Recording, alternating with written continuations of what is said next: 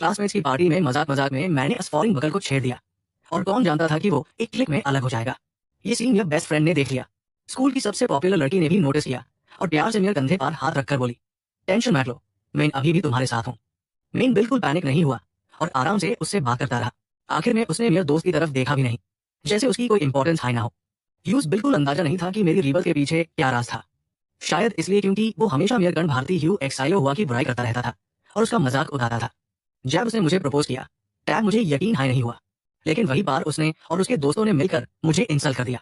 10 दिन के बाद स्कूल की वो पॉपुलर लड़की कभी मेरे सामने नहीं आई। बाद में मुझे ओवरटाइम काम करते करते इतनी थकान हुई कि मेरी मौत हो गई। टैब जाकर मुझे पता चला कि मेरा वो बेस्ट फ्रेंड पहले से हाई पागलपन की हैड तक ऑब्सेस था। रीबल के बाद मैंने सोचा इस बार अगर मैं किंग क्यू के साथ रहा तो देखते हैं वो मुझसे कैसे जीनेगा। सीन चेंज होता है। चाइनीज क्लास चल रही थी। टीचर जैसे है क्लासरूम में आए, सामने से आवाज आई और इत्तेफाक देखो, मेरे पीछे जो बैठी थी वो किंग क्यू हाई थी। कुछ देर की खामोशी के बाद मैंने अपनी चाइनीज की किताब को जोर से पकड़ा और धीरे से पीछे मुड़ गया। इस वक्त पिछली सीट पर बैठी लड़की एक हाथ से अपने बाल संभलते हुए हल्की सी मुस्कुरा रही थी। आगे बैठे क्लासमेट्स ने पहली बार मुझे मुड़कर देखने को कहा और वो भी हल्की सी मजाक भरी स्माइल के साथ मुझे देख रही थी। जैसे हाय हमारी आंखें मिली, मैं तुरंत नर्वस हो गया। किंग क्यू सच में बहुत खूबसूरत थी। इतनी करीब फेस टू फेस देखने पर भी उसमें कोई कमी ढूंढना नामुमकिन था। अभी वो सिर्फ 18 साल की थी। सिंपल स्कूल यूनिफॉर्म में भी उसके पूरे शरीर से यूथ और सनशाइन वाली फीलिंग आ रही थी। वो बिल्कुल भी फ्यूचर के आदमी जैसी नहीं लग रही थी, जो बाद में न्यूज में एक्सपेंसिव सूट पहने नजर आता था, जिसके आसपास हमेशा डोर हाउस वाली कोल्ड ऑरा होती थी। स्टूडेंट जी, लगता है आपको जवाब याद नहीं आ रहा। टीचर की आवाज सुनते ही पूरी क्लास शांत हो गई। मेन और किंग क्यू दोनों अपनी जगह पर चुपचाप बैठे रहे। किसी ने पहले बात नहीं की। काफी देर तक अजीब सा साइलेंस बना रहा। आखिर में मैंने हल्की सी आवाज में पूछा, तुम्हें भी याद नहीं है क्या? किंग क्यू ने ठंडी सी नजर से मुझे देखा। उसके चेहरे पर बिल्कुल मुझे फर्क नहीं पड़ता वाला एक्सप्रेशन था। सिर्फ एक लाइन में उसने मुझे कंप्लीटली चुप करा दिया। मजाक अलग बात है, लेकिन मैं तो कब का स्कूल ग्रेजुएट कर चुका था। अब इतने सालों बाद मुझे अचानक चाइनीज का लेसन याद करने को बोलो तो ऑब्वियसली मेरा दिमाग ब्लैंक हो जाता। मैं आधा दिन वही खड़ा रहकर एक लाइन तक प्रॉपर्ली नहीं बोल पाया। तभी मैंने देखा किंग क्यू की आंखों के कोने और होंठों पर हल्की सी मुस्कान उभार आई, जैसे वो सोच रही हो ये लड़का सीरियसली इतना नर्वस है। उसकी बात सुनते हाय मुझे लगा जैसे मेरा चेहरा जल रहा हो। काफी एम्बैरेसमेंट फील हो रही थी। आखिर उस वक्त मैं भी स्कूल का फेमस स्टूडेंट था, टीचर्स की नजर में एक आइडियल और टॉप स्टूडेंट। मैं बस हल्का सा सर हिला साका और आदत के मुताबिक अपनी नाक को छू लिया। ये मेरी पुरानी हैबिट थी। जब भी मैं नर्वस होता या कोई बड़ा काम करने वाला होता, टैब ऐसा हाई करता था। लेकिन मुझे बिल्कुल अंदाजा नहीं था कि मेरा ये छोटा सा एक्शन किंग क्यू की नजरों से भाग नहीं पाया। उसकी आंखों की ठंडक थोड़ी कम हुई और फिर वो धीरे से मुस्कुरा दी। अगर तुम्हें याद नहीं आ रहा तो कोई अच्छी सी लाइन बोल दो, मैं टीचर से कवर कर दूंगी। अगर ये पुराना वाला मैं होता तो शायद टैब तक शर्म से मेरा गाला टक लाल हो चुका होता और मैं गुस्से में यूज घो कर देख रहा होता। और फिर शायद हम दोनों फिर से 10-15 दिन तक कोल्ड वॉर में रहते। लेकिन अब वक्त बदल चुका था, है ना? मैं बस एक पाल के लिए रुका, फिर मेरे होंठों पर हल्की सी स्माइल आ गई। मैं धीरे से बोला, तो बताओ तुम क्या स्वीट बात सुनना चाहती हो किंग क्यू? इस बार शौक होम की बारी किंग क्यू की थी। शायद पहली बार उसने मुझे इतने कैजुअली और इतने प्यार से उसका नाम लेते सुना था। वो अंदर हाय अंदर सोचने लगी, आज ऐसी हुआ क्या है, ये इतना अलग क्यों बिहेव कर रहा है? क्योंकि अगर पहले वाला मेन होता तो उससे डूब बातें करते हाय बिल्कुल चुप हो जाता, जैसे दारा हुआ बिल्ली का बच्चा। लेकिन आज का मेन अलग था। ना सिर्फ उसकी आंखों में देखकर बात कर रहा था, बल्कि मुस्कुरा भी रहा था। हाँ, किंग क्यू सच में यही सोच रही थी। क्या इसे पता भी है कि जब भी हंसता है तो कितना अच्छा लगता है? आसपास लड़की की आंखों की ठंडक धीरे धीरे नरम बैठ गई। वो बिना पलक झपकाए मेरे सामने बैठे लड़के को देखती रही, जैसे मेरी हर बात और हर सोच को समझना चाहती हो। और मुझे भी समझ नहीं आ रहा था कि मैं इतनी नेचुरली उसके सामने कैसे बिहेव कर पा रहा था। धीरे धीरे हम दोनों के बीच का एटमोस्फेयर अजीब सा सॉफ्ट और इमोशनल होने लगा। फिर अचानक मेरे दिमाग में एक ख्याल आया, अगर इस बार मैं किंग क्यू के साथ रह गया तो क्या मेरी जिंदगी पिछले जन्म से बेटर हो सकती है? सिर्फ कुछ सेकंड्स के अंदर काउंटलेस मेमोरीज और लाइफ के छोटे छोटे सीन्स मेरे दिमाग में फ्लैश होने लगे। पिछली जिंदगी में मैंने सिर्फ दूसरों के लिए जीना सीखा था, कभी खुद के लिए नहीं जिया। ना कभी आराम से खाना खाया, ना सच में सुकून वाली लाइफ जी पाया। मैंने कभी ये एहसास भी महसूस नहीं किया कि किसी के लिए मैं इतना इंपॉर्टेंट हूँ कि वो मुझे अपनी दुनिया की तरह संभाले। एंड सो कॉल्ड फैमिली को खुश करने के लिए मैंने बार बार अपनी असली ख्वाहिशों को दबा दिया। शायद मुझे बहुत पहले हाई सब छोड़ देना चाहिए था। मैं डिजर्व करता था एक बेटर लाइफ। और शायद किंग क्यू भी। मैं काफी देर तक चुप रहा, बस उसे कॉम्प्लिकेटेड नजरों से देखता रहा। आखिर किंग क्यू खुद साइलेंस तोड़ने वाली थी। शायद उसके दिल में भी कई सवाल चल रहे थे। लेकिन जैसे हाय वो कुछ बोलने वाली थी, तभी चाइनीज टीचर की आवाज ने हम दोनों को रोक दिया। बस बस, लगता है तुम लोगों ने काफी डिस्कशन कर लिया। आगे वेल स्टूडेंट्स अब सीधा बैठो। जो लेसन याद नहीं कर पाए वो क्लास के बाद एक्स्ट्रा प्रैक्टिस करेंगे। जो स्टूडेंट्स खड़े हों वेल है, ध्यान रहे कोई चीटिंग या स्मार्टनेस दिखाने की कोशिश मत करना। मैं थोड़ी देर में रैंडमली चेक करूंगी। टीचर की बात खत्म होते हाय पूरी क्लास में शोर मच गया। हर तरफ स्टूडेंट्स की दुखी आवाजें गूंजने लगी। मैं भी धीरे से खड़ा होने हाय वाला था कि अचानक एक नरम और पतला सा हाथ मेरे कंधे पर टेक गया। उसने सीधा मुझे वापस सीट पर बिठा दिया। मेरा पूरा शरीर एक पल के लिए स्टिफ हो गया। मुझे समझ ही नहीं आया कि रिएक्ट कैसे करूं। लेकिन किंग क्यू ने बिल्कुल नेचुरली अपना हाथ वापस खींच लिया, जैसे कुछ हुआ हाई ना हो। फिर वो खुद आराम से खड़ी हो गई। सॉरी टीचर ली, मुझे भी लेसन याद नहीं हुआ। उसकी आवाज में हल्की सी हंसी थी और पूरी क्लास की नजरें तुरंत उसकी तरफ मड़ गई। जैसे हाँ उसकी बात खत्म हुई, पूरी क्लास की नजरें एक साथ उसकी तरफ मड़ गई। टीचर लियू ने भी थोड़ा नाराज होकर कहा, तुम्हें लेसन याद नहीं हुआ और तुम फिर भी हंस रही हो, क्या बात है इतनी फनी? किंग क्यू बस हल्की सी मुस्कुरा दी और चुपचाप खाती रही। टीचर ने बेकार सी स्माइल के साथ सर हिला दिया। फिर अचानक उनकी नजर सीधा मुझ पर पड़ी। मेन बिल्कुल सीधा बैठा हुआ था। उन्होंने तुरंत क्लास को समझते हुए कहा, दिन भर फालतू बातों में टाइम वेस्ट करने के बजाय तुम लोगों को अपने आगे बैठे स्टूडेंट से कुछ सीखना चाहिए। इसे कहते हैं तुमसे ज्यादा टैलेंटेड लोग भी तुमसे ज्यादा मेहनत करते हैं। ये सुनते हाई मेरे अंदर अजीब सी गिल्ट फीलिंग आ गई। मेन बस ऑकवर्डली अपने बाल पकड़कर रो गया। अगर टीचर को सच पता चल जाता कि मेन तो बस शॉक में सीधा बैठा था, तो शायद वो भी कुछ देर के लिए चुप हो जाती। अगर टीचर को पता चल जाता कि उनके आइडियल स्टूडेंट को भी लेसन याद नहीं था, तो शायद उनका एक्सप्रेशन देखने लायक होता। और सबसे सरप्राइजिंग बात तो ये थी कि किंग क्यू जैसी प्राउड और एटीट्यूड वाली लड़की भी टीचर की बात इतनी शांति से सुन रही थी। टीचर के दिल में इस वक्त कितनी फीलिंग्स चल रही होंगी, कोई नहीं जानता। लेकिन अगले हाई सेकंड किंग क्यू की हल्की सी केयरलेस आवाज मेरे सर के ऊपर से सुनाई दी, डोंट वरी टीचर, अगली बार पक्का याद करके आऊंगी। टीचर लियू ने उसे एक तुम सुधारने वाली नहीं हो वाली नजर से देखा, फिर बेकार होकर किताब उठाई और क्लास शुरू कर दी। रात के 10 बज चुके था। स्टूडेंट्स धीरे धीरे सेल्स भी खत्म करके क्लासरूम से निकलने लगे। मैंने भी अपना सामान पैक किया और हॉस्टल लौटने के लिए उठ खड़ा हुआ। लेकिन जैसे हाई मेन कॉरिडोर में आया, अचानक कोई मेरे सामने आकर रुक गया और मेरा रास्ता रोक लिया। चलो ना, मेरे साथ कैंटीन से कुछ खाने का ले आओ।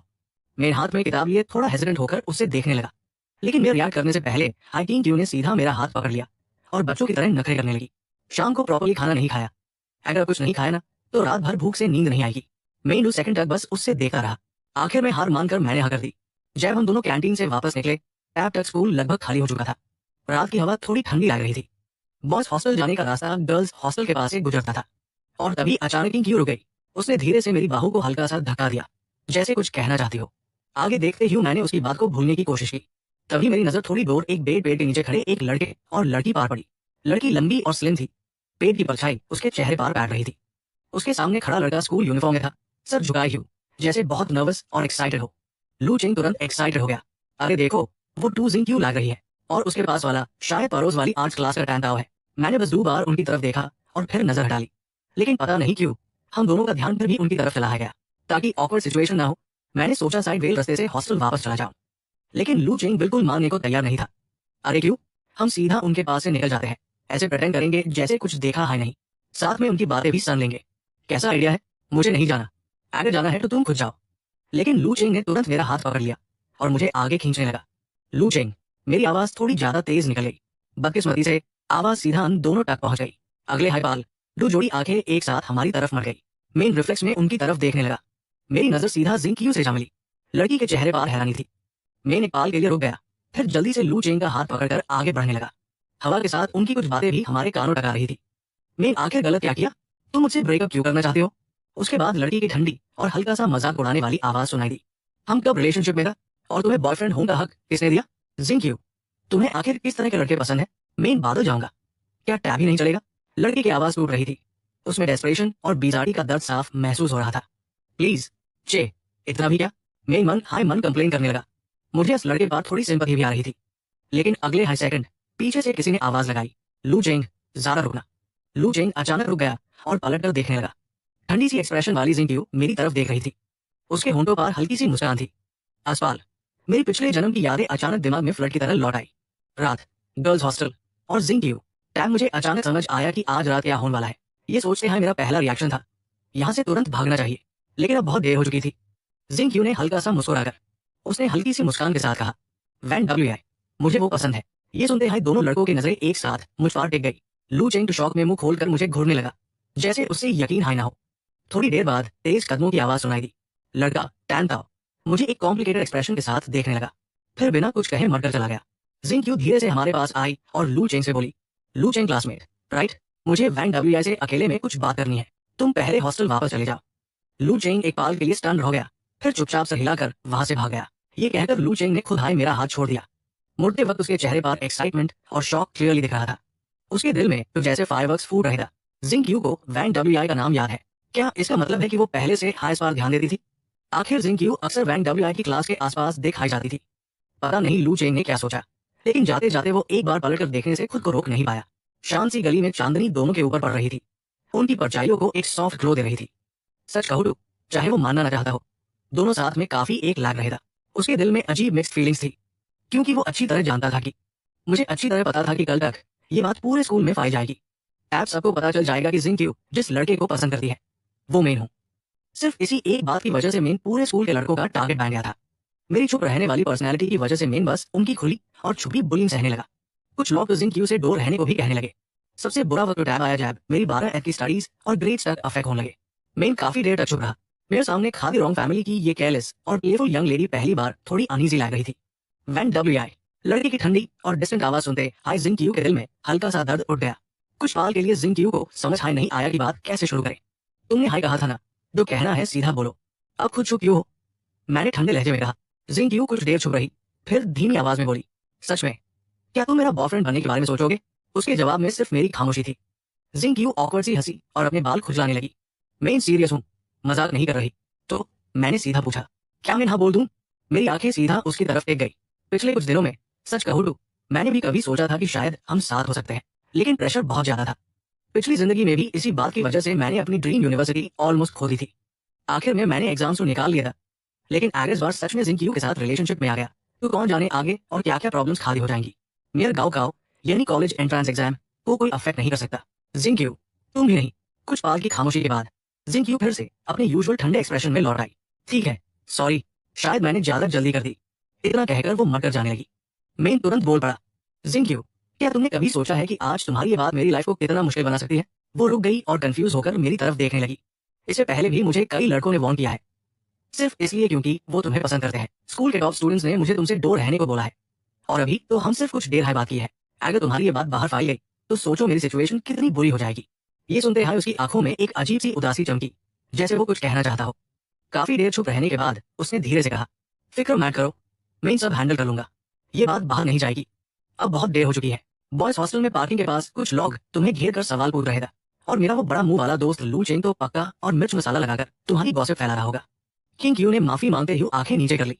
उसकी टोन पहले से काफी नरम हो गई थी। मैं इन सब संभलूंगा। अब उन लोगों को दोबारा तुम्हें परेशान करने नहीं दूंगा। आज रात वो ऑलरेडी 2 बार मेरे सामने आ चुका था। चाहे मेरे दिल में कितना भी गुस्सा क्यों ना हो, अब तक वो काफी हद तक शांत हो चुका था। और वैसे भी मैं कोई छोटा बच्चा नहीं हूँ। मैं भी 20 साल से ज्यादा का अडल्ट हूँ। इतनी सी बात से हेल्पलेस नहीं बन जाऊंगा। हाँ, कुछ रेयर सिचुएशन हो सकती है जो मेरे कंट्रोल से बाहर हो, लेकिन अगर सच में मैं हैंडल ना कर पाया तो तुम्हारे पास आऊंगा। आखिर ये सारी मैस तुम्हारी वजह से हाई तो हुई है, सही कहा ना? ये कहने के बाद लड़की की आंखों में हल्की सी गिल्ट और शर्मिंदगी चमक उठी।